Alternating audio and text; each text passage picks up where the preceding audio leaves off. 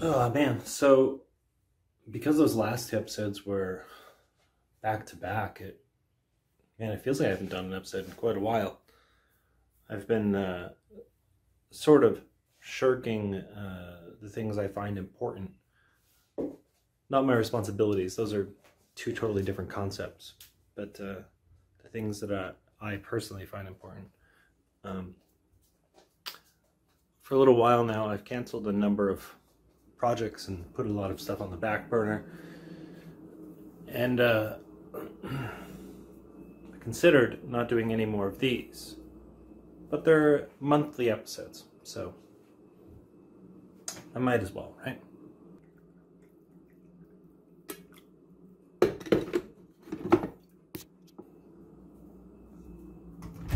So October has seen quite a few releases over the years. And there's definitely some records that I've put out in October that I've been really proud of. So I flip-flopped quite a lot between which ones I was going to choose this month.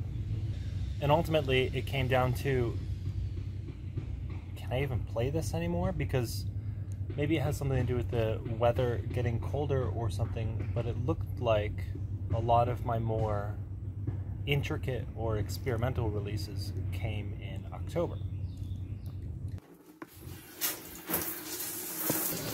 So today we're doing something a little bit differently than we have been doing.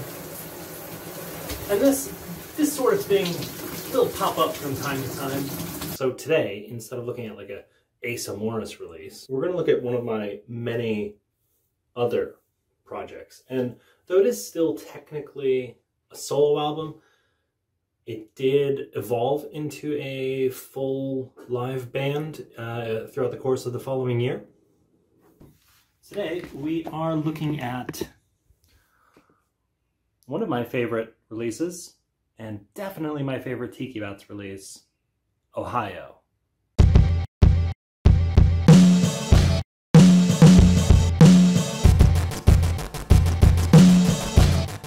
Alright, so maybe we need a little bit of backstory, because if you've never checked out Tiki Bats, or maybe just one of the later records, I feel like I should warn you. Tiki Bats, around this time, especially at the beginning, 2012, was intended to be a minimal, noisy dance rock project. I know that's kind of a mouthful, but that was the idea. Essentially, I had just come out of my time with Shane Sanchez in Ghoul, which, for lack of a better genre, was like a industrial dance project. Some people called it Witch House, but Shane's gonna hate me for trying to describe it. Anyway, that project ended due to a number of things. Me being an insufferable piece of trash is definitely on that list. But Shane and I were close, and I continued to be inspired by his music. Specifically, how there was at the time no one doing what he was doing, and just how much atmosphere he was able to generate with a moderately minimal setup and almost no tracking whatsoever. The sheer power he was able to generate with simple 4/4 beats and dancey little synth lines was massively impressive and absolutely helped shape the music that I was writing around that time. So after Ghoul ended, I took that inspiration of wanting to fill atmosphere with minimal setup, minimal songs. About a month later, I released the first Tiki Bats EP, that one, and played a handful of shows with just a sampler and a bass guitar. The first EP and handful of shows were definitely sloppy, as I was still trying to figure out how I was going to make Tiki Bats sound the way I heard it in my head. How was I going to fill so much space with only these simple tools? It was absolutely an experiment with mixed results. 3 months later, on October 7th, 2012, I released the second Tiki Bats EP, Ohio. Now it should be noted that at this time I was very into concept records. In 2012 alone, I released at least 3 of them. Ohio was originally written as an outline for a short story that I had been thinking over for quite some time at that point, about a couple of mid-80s kids growing up in rural Ohio and just trying to escape their shitty life. And to be honest, I'd still like to finish that story or maybe turn it into a short film. I don't know. Anyway, it's 4 tracks and far more abrasive, yet far more controlled than the first EP. The first track, I Cant Dream, immediately sets the tone for not only the record, but where Tiki Bats was headed in the future.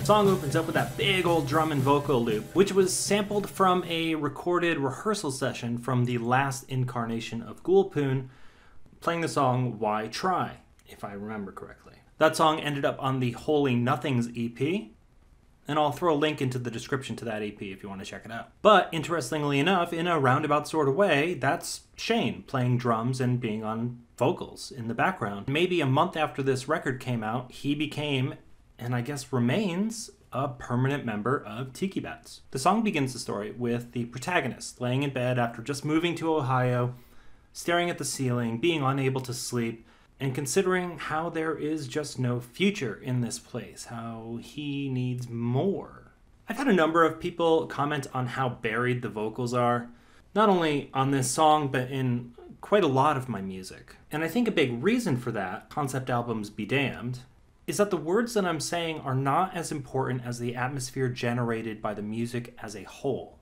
Art is up for interpretation, and by burying the lyrics, while not exactly orthodox, allows for a more personalized experience for the listener. You can almost hear whatever you want to hear. Now, it's not a practice I always utilize. It's not a rule I force myself to follow, but it is one that I find necessary fairly often. Through art, I want to be your companion, not your leader.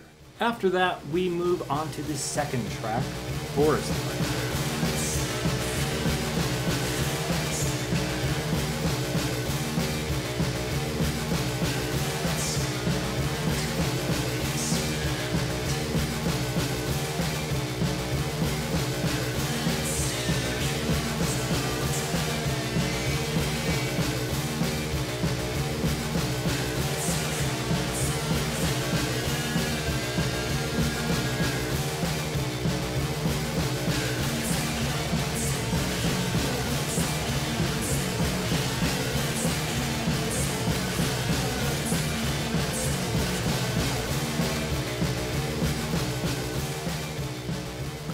I have no fucking idea where this drum sample is from. Could be any number of places. Could be an upstate band, could be the Ruts or something. I was listening to a lot of the Ruts at the time. I have no idea. While working on the early Tiki Bats records, I had a large folder of stolen drum loops. Anyway, the song takes place as our protagonist has met a friend in this shitty little town. One that seems to be a little more out of control than the protagonist would prefer. Whereas they would be fine just hanging out and maybe drinking and doing drugs all day, the friend would rather go out and cause trouble, start fires. I'm definitely not saying that this chapter of the story is based on any life experience that I've had. But lyrically, the song is just a conversation between two people. I considered doing a downward spiral sort of situation where each character has a different tone or cadence to the voice, but in the end, I chose to keep it minimal and sing it straight, which I think was the right choice. Also of note, the song was later resurrected during my time with The Mess and appeared in a modified form on our second record, Lord, which also happened to include another Tiki Bats song, Jesus Christ Todd. Some songs you just can't let go. Starting the back half of the record, we come to the track You Kill Strays.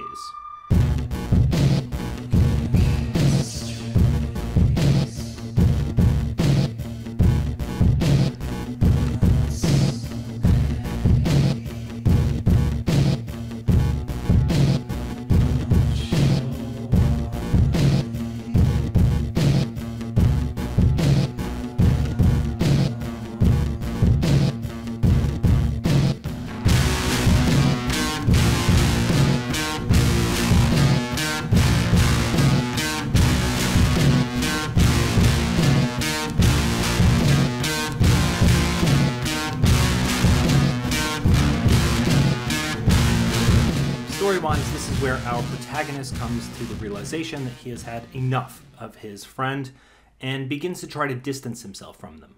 He witnesses his friend setting fires and killing strays that he finds, generally being an out-of-control fucking maniac. And though he is desperate to find some sort of comfort in this town, some sort of escape from the unbearable eternity of youth, he just cannot be near this other person. There's a long, whining feedback that not only sets up the track, but also runs through sections of the song that I place there with the intention of giving it a little more suspense. And even though you may not be able to pick up on exactly what I'm singing, again, the atmosphere was my main concern. The drums begin to fall apart around the middle eighth, more symbolism, of course, and ultimately our protagonist walks away. In my opinion, this was the most pop of the tracks, with a very sort of 90s backbeat to it, but it's also one of my favorite Tiki Bats songs. And finally, finishing off the record, Just.